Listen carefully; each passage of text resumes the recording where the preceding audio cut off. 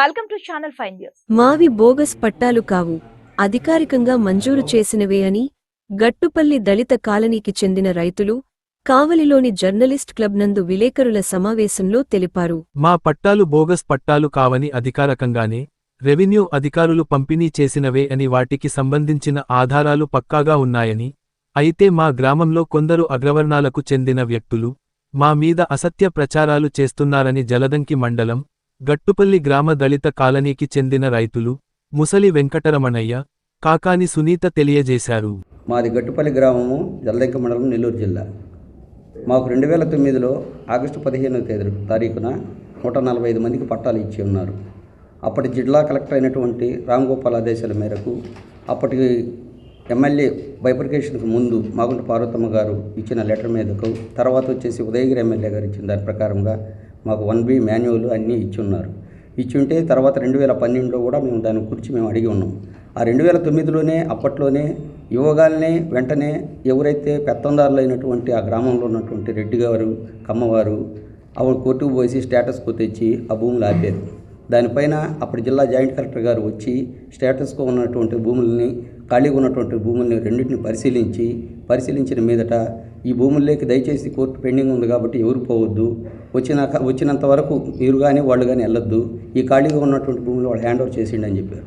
మాలో ఉన్నటువంటి అవగాహన లోపంతో అప్పుడు విషయం తెలియక మేమే కొంతమంది ఏం చేశారంటే ఈ అన్ని భూములు క్లియర్ అయిన తర్వాత మేము తీసుకుంటామని చెప్పారు. దాని ప్రకారంగా మాకు ఏదైతే ఈ భూములకు సంబంధించి ఉన్నటువంటి రికార్డ్స్ గ్రామ సభ దగ్గర నుంచి ఎండింగ్ అంతవరకు ప్రతిదీ జిల్లా కలెక్టర్ వరకు విఆర్ఓ దగ్గర నుంచి ప్రతి ఆధారం మా దగ్గర ఉంది. కాబట్టి మేమేదైతే పెత్తందారులు అని మేము చెప్తున్నామో, అంటే మేము అర్జీల రూపంగా మా గ్రామంలో ఉన్నటువంటి సమస్యల ప్రకారంగా పెత్తందారులు అనాల్సిన పరిస్థితి వచ్చింది. కానీ నిన్నగాక మొన్న ఇక్కడ ఇచ్చినటువంటి ప్రెస్ మీట్లో సోదరులు మా గురించి పెత్తందారులు మేమంతా సమానమేను, మాకు అటువంటిది ఏమీ లేదని మాట్లాడుతున్నాడు ఒక ఆయన అని చెప్పి మా పర్సనల్ విషయాల్లో కూడా వచ్చి మాట్లాడాడు. కానీ అది మాట్లాడటం చాలా విడ్డూరం, అసత్యం కూడా.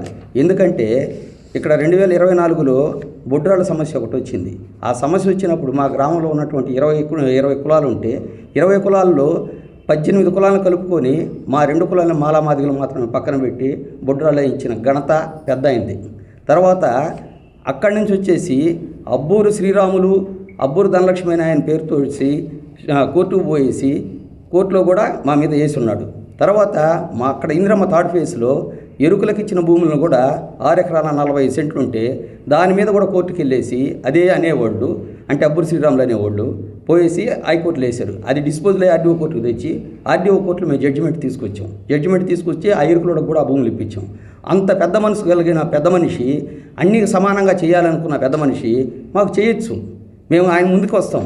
ప్రతిదీ తర్వాత ఇవన్నీ అవాస్తవం చెప్తున్నాడు కాబట్టి అతని దగ్గర ఎటువంటి నిజమైన ఆరోపణలు కానీ ఉండి నిజమైనటువంటి రికార్డ్స్ కానీ ఉంటే మేము ఓపెన్ డిబేట్కి సిద్ధం, మీ ఎదురుగా మేము చెప్తున్నాం. కాబట్టి మా దగ్గర ప్రతిదీ పిన్ టు పిన్ ప్రతిదీ మా దగ్గర ఉన్నాయి.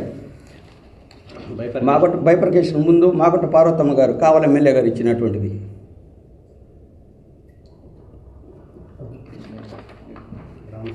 గ్రామ సభ మా గ్రామ విఆర్ఓ జరగలేదనే దానికి నిదర్శనం. చెప్పారు జరిగినది చూడండి.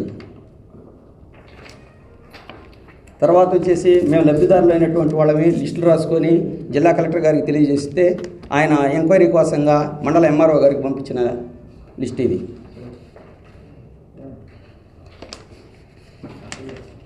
తర్వాత దీని మీద మండల సర్వేయర్ గారు ఖాళీగా ఉన్నటువంటి భూములు, ఆధీనంలో ఉన్నటువంటి భూములు అన్నింటినీ కొలతలేసి ఆయన తర్వాత డిపార్ట్మెంట్కి ఇచ్చినది స్టాంపుతో.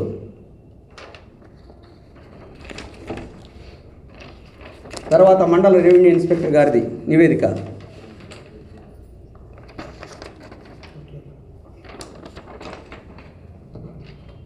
తర్వాత తహసీల్దార్ వారి కార్యాలయం నుంచి రెవెన్యూ డివిజనల్ ఆఫీసర్ గారికి పోయిన లేఖ, ఎంఆర్ఓ ప్రొసీడింగ్స్. తర్వాత ఎమ్మెల్యే గారు అప్రూవల్ లేదు, మేకపాటి చంద్రశేఖర్ రెడ్డి అని చెప్పిన దానికి ఈ 145 మందికి సంబంధించింది ఇక్కడ సంతకం ముద్ర ఉన్నది చూడండి అందరూ, ప్రతి పేజీకి ఉంది.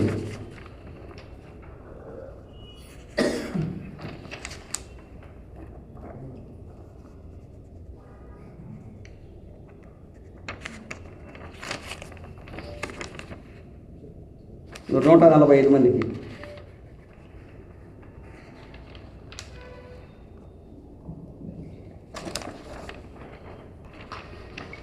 తర్వాత పెండింగ్లో లేనటువంటి సర్వే భూముల్ని మా హద్దులు చూపించి ఇదైనా ఇప్పించండి మాకు కావాలని చెప్పేసి మేము 2013లో మండల ఎంఆర్ఓ గారికి రాసుకున్నప్పుడు ఎంఆర్ఓ గారు చేసిన సంతకము.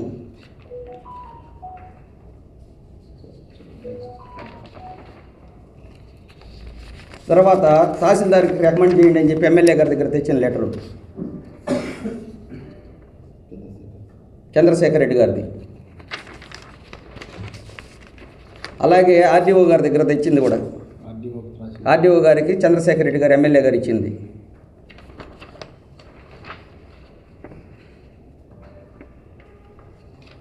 తర్వాత కలెక్టర్ గారికి మేము మా గట్టుపల్లి 1వ సంఘబంధం తరఫున తెలియజేసుకుంటే దానికి సంబంధించి కూడా కలెక్టర్ గారు పంపించిన నివేదిక.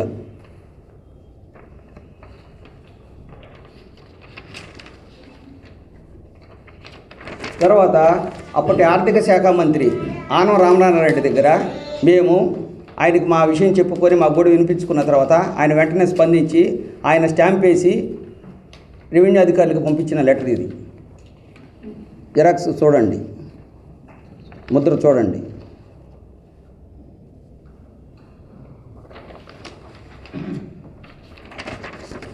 అప్పట్లో జిల్లా కలెక్టర్ గారికి ఫస్ట్ మేము వినతి పత్రం ఇచ్చుకున్నది పేపర్ పూర్వకంగా, మా రాతలు మార్చరు,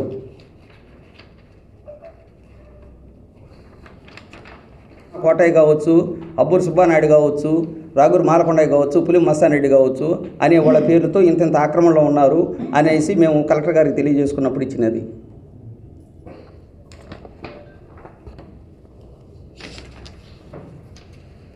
డైక్లైట్ ప్రకారంగా ప్రభుత్వ అనాధీన భూములు అని చెప్పేసి మేము మరలా కలెక్టర్ గారికి ఇచ్చుకున్నప్పుడు ఆయన మళ్ళీ ఆర్డీఓ గారికి రాసిన లెటర్ది. తర్వాత ఎస్సీ ఎస్టీ కమిషన్కి మేము ఇచ్చినది ఇస్తే వాళ్ళు అప్పటికే 2011లో వాళ్ళ డబ్ల్యూపీలు, వాళ్ళ పేర్లు, కోర్టు స్టేటస్ ఏముంది అనే దాని మీద నివేదిక ఇచ్చింది.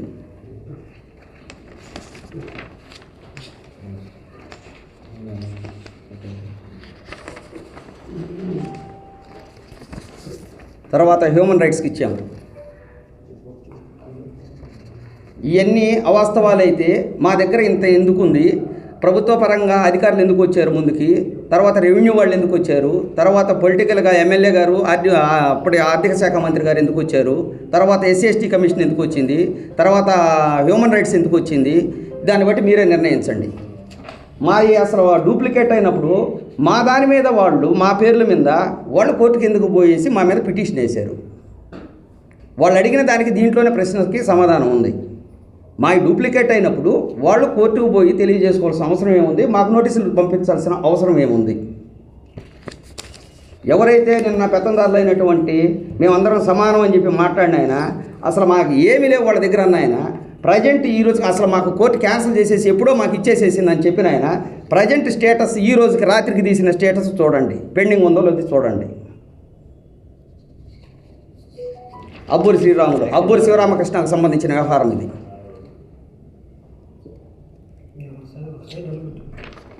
అప్పట్లోనే మేము గట్లు తీసేస్తే సరే పోనీలు ఎక్కడి నుంచో వచ్చి కొనుక్కున్నాడు, ఏదో తెలియకున్నాడు ఏమో పోనీ అని చెప్పి మేము వదిలేస్తే సరే కోర్టు పరిష్కారం అనంతరం మాకు వస్తే మేము తీసుకుందాం, వాళ్ళకి వస్తే వాళ్ళకి వదిలేద్దామని చెప్తే అతను పామాయిల్ మొక్కలు వేసుకొని అంత ఎత్తున పెంచుకున్నాడు.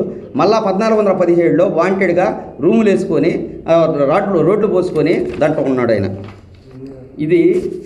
ఇది ఒక డూప్లికేట్ అయితే 145 మందికి సంబంధించి ఎందుకు ఉన్నాయి ఈ విధంగా, ఇది వాస్తవమా అవాస్తవమా అని చెప్పేసి రెవెన్యూ డిపార్ట్మెంట్ అధికారులు కానీ వాళ్ళు కానీ ఏదైనా చేస్తే మీ అందరి ఎదురుగా మేము ఏ త్యాగానికైనా మేము సిద్ధం. కాబట్టి ఇటువంటి మాటలు మాట్లాడటం అర్ధరహితం, అనర్థం, మంచిది కాదు. అతనికి అట్లా మాట్లాడటం ఏదైనా కానీ ఉంటే కోర్టుకు పోయింది కాబట్టి కోర్టులో వచ్చిన తర్వాత వాళ్ళకు వస్తే వాళ్ళు తీసుకోవచ్చు, మాకు వస్తే మేము తీసుకోవచ్చు. కానీ ఖాళీగా ఉన్నటువంటి భూముల్ని మేమైతే మాత్రం ఆగే పరిస్థితి కాదు. మాకున్న రైట్ ప్రకారంగా మేము కొద్ది రోజులు చూస్తాము. ఎందుకంటే అధికారులు చెప్పారు కాబట్టి మా అధికారులు చెప్పిన దాని ప్రకారంగా మా భూములు మాకు ఇచ్చితే మటుకు శాంతియుతంగా మేము చేసుకుంటాము. లేదనుకుంటే మేము తర్వాత ఏం చేయాలో, మేము ఎట్టపోవాలో మా ప్రక్రియ మాకు కొనసాగించుకుంటూ మేము సెలవు తీసుకుంటున్నాను. 8వ సంవత్సరంలో ఎస్సీబీ కులాలకు చెందిన 250 మంది కుటుంబాలకు మాకు పొలాలు ఇచ్చారు. కానీ కొంతమంది రాజకీయ నాయకులు ఒత్తిడి చేసి మా పొలాలు ఆక్రమించుకోవాలని చూస్తున్నారు.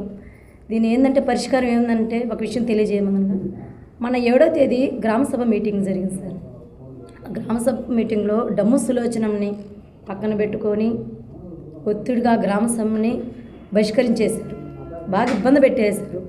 ఆమెకి 5 ఎకరాల పొలం ఇస్తామని ఆ రాజు అనే అతను ఆమెను ఒత్తిడి చేయటం వల్ల మా 250 మందిలో ఆ పర్సన్ వాళ్ళతో వెళ్ళిపోయి గందరగోళం చేసి అపిషేకంగా ప్రవర్తించాడు రాజు. దానివల్ల మా లేడీస్ని చాలా అసభ్యంగా తిట్టడం వల్ల మేమందరం భయపడాం. కానీ అక్కడ ఏ నాయకులు మేము ఏమనలేదు. మేము పెద్దవాళ్ళని గౌరవించాం. మొదటిగా మస్తాన్ రెడ్డిని కానీ బాబుల్ రెడ్డిని కానీ గౌరవించాము. ఆ గౌరవం వాళ్ళు పోగొట్టుకుంటున్నారు. నిజంగా చెప్పాలంటే ఎక్కడైనా కూడా ఎస్సీ అంటే పొలాలకి న్యాయం జరగాలంటే వాళ్ళు ఓసీ వాళ్ళు మాకేం చేయాలి, న్యాయం జరగాలి. పెద్ద రాజకీయ నాయకులు కదా, ఓసీ కులానికి సంబంధించిన వాళ్ళు కదా వాళ్ళు. ఎస్సీ వాళ్ళ మీద చేయొచ్చా? పేదలంటే ఏంటి? పేదల్ని ఇంకా గమనించుకొని ఒక అధికారంలోకి తీసుకొచ్చి వీళ్ళ వల్ల మనకు ఉపయోగం ఉంది. 500 ఓట్లు ఉన్నాయి. ఈ ఓట్లు ఉన్నట్టు వాళ్ళు ఉన్నారనే కదా మేము వాళ్ళని గమనించుకొని ఉంటుంది. ఈరోజు ఇలా చేయొచ్చా? ఆ రోజు ఒకరినొకరిని పడేసి కొట్టేసి ఆడవాళ్ళు ఎంత అసభ్యంగా ప్రవర్తించారు. ఆ రాజు అనే అతను ఏడ్చినంత మాత్రాన ఇక్కడ మా దగ్గర అన్ని ఒరిజినల్ పత్రికలు ఉన్నాయి. కావాలంటే ఎవరికి ఆర్డీఓ కానీ ఎంఆర్ఓ కానీ పై అధికారులు ఎమ్మెల్యే కానీ సీఎం కూడా తెలియజేస్తున్నాము.